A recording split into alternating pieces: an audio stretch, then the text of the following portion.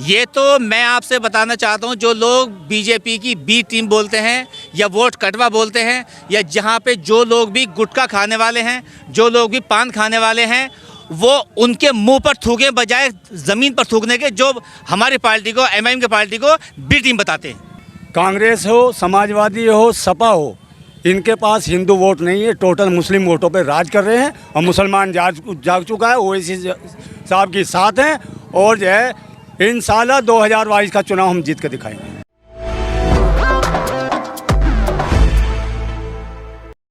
इनसे जानकारी लेते हैं कि आने वाले 2022 के चुनाव को कैसे देख रहे हैं। क्या नाम है सर आपका? मेरा नाम इमरान प्रधान। इमरान जी, ये बताइए 2022 की विधानसभा चुनाव आने वाले हैं, किस तरह से देख रहे हैं आखिर अब की बार विधानसभा चुनाव? अब की बार ओवैसी साहब को वोटिंग करेंगे। 70 साल से हम लोगों को देते आ रहे हैं, हमारे लिए कुछ नहीं किया। हम अपनी पार्टी अपना झंडा रखेंगे। लेकिन उत्तर प्रदेश का मुसलमान की अगर बात की जाए तो वो साफ कहता है कि अखिलेश यादव के साथ उत्तर प्रदेश का मुसलमान है। हम जिला मुजफ्फरनगर में खड़े हैं। हमारा कवाल कांड हुआ था यहाँ पे। मुख्यमंत्री जो है अखिलेश जी थे। अखिलेश जी ने आके नहीं देखा यहाँ पे। यहाँ 50,000 मुसलमान काटे गए, तो इसका जवाब कौन देगा? 2013 के बाद 2017 में फिर से चुनाव हुए और 2017 में असदुद्दीन ओवैसी की जमानत तक जब्त हो गई थी। क्या अब की बार यह लग रहा है कि यहाँ से सीट निकाल पाएंगे? उत्तर प्रदेश में 100 सीटों पर ये चुनाव लड़ने की बात कह रहे हैं। अब मुसलमान जाग गया है। 70 साल सोता रहा, अब सीट निकलेगी। जी सर, आप बताइए कैसे देख रहे हैं 2022 की विधानसभा चुनाव को? देखिए 2022 में जो है चुनाव में जो है अखिलेश यादव हो या कोई भी हो, मुसलमान अब किसी पर भरोसा करने वाला नहीं है। अब मुसलमान जो है जाग चुका है और इनको सबको अपनी औकात पता चल जाएगी कि इन लोगों की औकात क्या है। क्योंकि मुसलमान के दम पर जो है 7% ये लोग हुकूमत करते हैं, हम लोग 20% है, 22% है और हम इनकी दरिया बिछाते हैं। लेकिन अब दरिया बिछाने वाला टाइम ख़त्म हो गया। अब हम हिस्सेदारी मांगेंगे, अब हम हिस्सेदार बनेंगे। हम सरकार में जो हमें हिस्सेदारी देगा हम उसके साथ रहने के लिए तैयार हैं। एक बात। दूसरी बात है जो आपने अभी ये बात कही थी इनसे के साथ गठबंधन वाली बात, तो हमें बीजेपी को हराने के लिए अब इस साहब का कई बार बयान आ चुका है कि बीजेपी के अलावा हमारी पार्टी हर पार्टी से गठबंधन करने के लिए तैयार है। और अवैसी साहब की पार्टी के बगैर, बैरिस्टर साहब की पार्टी के बगैर, एमआईएम के बगैर कोई भी सरकार बना पाना इस समय असंभव है 2022 में। यह आपको चुनाव में जनता जवाब दे देगी। अभी हाल ही में असदुद्दीन ओवैसी साहब राजभर साहब के साथ मीटिंग करते ही दिखे थे और उसके बाद उनके साथी राजभर उनको छोड़ के जा चुके हैं। समाजवादी पार्टी उन्होंने ज्वाइन की। क्या लग रहा है कि कहीं ना कहीं उनका गठबंधन फिर से कमजोर दिख रहा है? ये तो सभी के साथ होता आ रहा है। एक बात बताओ कि कौन सी बड़ी बड़ी पार्टियां हैं, छोटी बड़ी पार्टी है वो जिसके साथ जो जाना चाहते हो जा सकता है। लेकिन हमारे पास अभी तक ऐसा कोई सूचना नहीं आई है और जो भी इस बारे में फैसला करेंगे वो हमारे हाईकमान करेंगे और जो हमारे हाईकमान हमारा फैसला करें। तमाम लोग इस समय बात कह रहे हैं कि जो असदुद्दीन ओवैसी हैं वो बीजेपी की बी पार्टी है।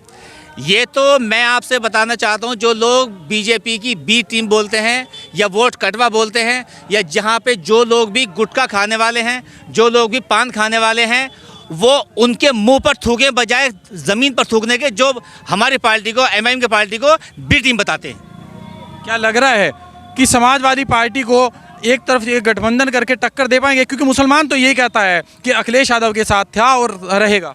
कितना परसेंट है अखिलेश यादव के पास? एक बात बताइएगा आप हम लगे हुए हैं, हमारे बिना पर वो हुकूमत चलाते हुए आए हैं और आज जो है मुसलमान जाग चुका है, वो सबको देख चुका है। चाहे वो आजम खां का मामला हो, चाहे वो कवाल कांड हो, चाहे कोई सा भी कांड हो, एनआरसी का मामला हो, जो जितने भी मामले मुसलमान से जुड़े हुए हैं। अरे सत्ता की मलाई चाटने के वास्ते मुसलमान, दरिये बिछाने के लिए मुसलमान, वोट के वास्ते मुसलमान, और जब मुसलमान के मसले आते हैं तो इनके ज़बान पर लकवा लग जाता है, इनकी ज़बान पर ताले पड़ जाते हैं। इन्होंने अपने कार्यकर्ताओं तक से ये कहा है कि कोई भी मुसलमानों का मसले में सड़क पर बताना। अब मुसलमान जाग चुका है, इनका साथ नहीं देगा मुसलमान। लेकिन 2022 के चुनाव जैसे करीब आए, आजम खान साहब भी फिर से समाजवादी पार्टी के पक्ष में मौजूद दिखाई दे रहे हैं। अभी कुछ पता नहीं चल रहा है कि आजम खान के साहब उनका मामला है, वो क्या करेंगे इन फ्यूचर। ये गर्व की बात है कि आने वाले समय में वो क्या फैसला लेते हैं। हाल ही में आजम खान की बेटी ने बयान दिया कि समाजवादी पार्टी ने, जिस समय आजम खान मुसीबतों से घिरे थे, समाजवादी पार्टी ने पूर्ण रूप से उनका संरक्षण किया। पूर्ण रूप से संरक्षण नहीं, बल्कि समाजवादी पार्टी की बिना पर ही आजम खान जेल में थे। और बहुत मुमकिन था कि वो उनका कत्ल भी करवा देते। अगर ये चाहते तो आजम खान कभी के जेल से बाहर निकल सकते थे। ये मुसलमानों को औकात दिखा दी कि तुम हमारे जूते के नीचे हो और रहोगे। अब मुसलमान समझ चुका है कि ये हमें जूते के नीचे रखते हैं। अब हम जूते के नीचे रहने वाले नहीं हैं, अब हम अपना हिस्सा लेकर रहेंगे। चलिए और भी लोग इनसे जानकारी लेते हैं 2022 में युवा साथियों से। ये बताइए 2022 के जो विधानसभा चुनाव हैं इसमें तमाम राजनीति पार्टियां मैदान में हैं। चंद्रशेखर आज़ाद के साथ भी मुस्लिम लोग लग रहे हैं, कैसे देख रहे हैं चंद्रशेखर आज़ाद को? नंबर एक तो कांग्रेस हो, समाजवादी हो, सपा हो, इनके पास हिंदू वोट नहीं है, टोटल मुस्लिम वोटों पे राज कर रहे हैं। और मुसलमान जाग चुका है, ओवैसी साहब के साथ हैं और जो है इंशाल्लाह 2022 का चुनाव हम जीत के दिखाएंगे। लेकिन गठबंधन के लिए जो अवैसी साहब है, कभी चंद्रशेखर के साथ देखे जाते हैं, कभी ओम प्रकाश राजभर के साथ देखे जाते हैं।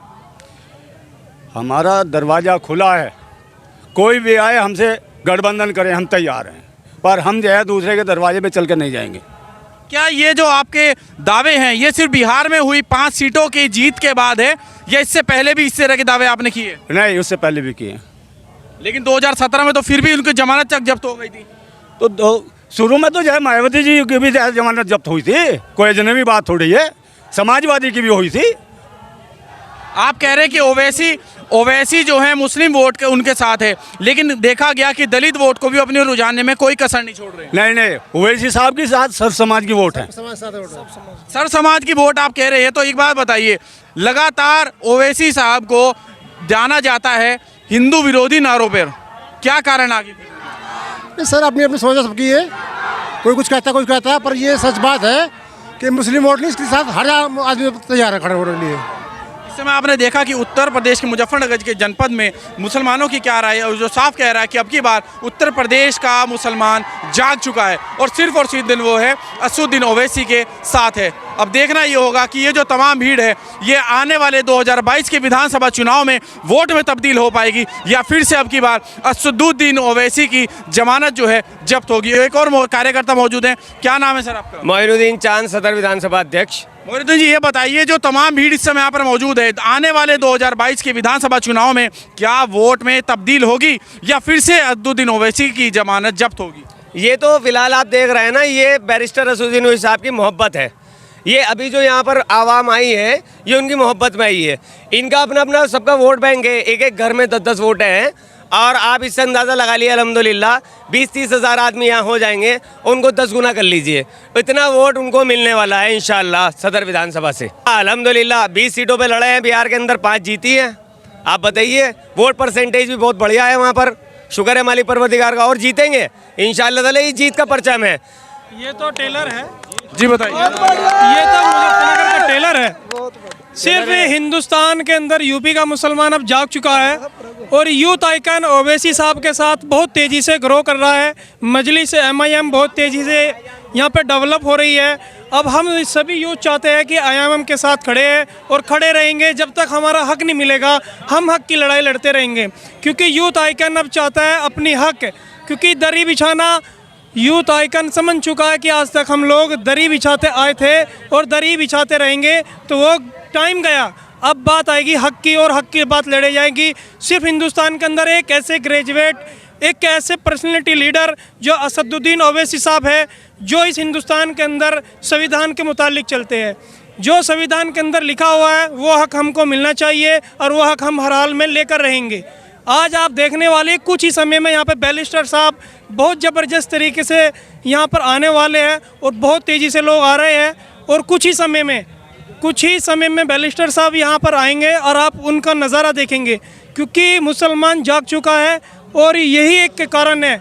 इंशाअल्लाह 2022 में हम अपना परचम लहरा कर दिखाएंगे, जितनी सीट ज़्यादा से ज़्यादा होगी वो निकाल कर दिखाएंगे। चलिए, तो ये थी मुजफ्फरनगर के युवाओं की राय, जिन्होंने बताया कि आने वाले चुनाव में अब की बार क्या होने वाला है। जुड़े रहिए हेडलाइंस इंडिया के साथ ही हमारी खबर को लाइक और शेयर जरूर करें।